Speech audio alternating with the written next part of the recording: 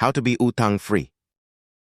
Sa mahiwagang daigdig ng pananalapi, kung saan ang bawat hakbang ay tila isang pagsasayaw sa pagitan ng kita at gastos, ang pag-ahon sa utang ay tila isang matayog na bundok na kay hirap akyatin.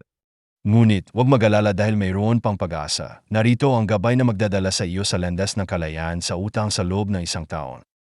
Una, gumawa ng isang plano na tila isang mapa na maghahatid sa iyo sa iyong destinasyon. Isang plano na may malinaw na layunin at tiyak na mga hakbang na susundan. Sa bawat buwan, maglaan ng bahagi ng iyong kita para sa pagbabayad ng utang. Pangalawa, yakapin ang sining ng pagtitipid.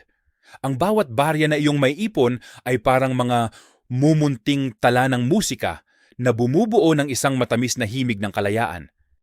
Iwasan ang mga hindi kailangang paggastos at humanap ng mga paraan upang mapalago ang iyong kita, marahil sa pamamagitan ng mga malikhain at masayang gawain.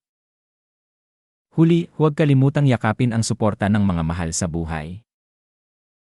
Sa pagtatapos ng taon, makikita mo ang sarili mo sa tuktok ng bundok ng kalayaan, malaya sa bigat ng utang at handa ng sumayaw sa bagong yugto ng iyong buhay.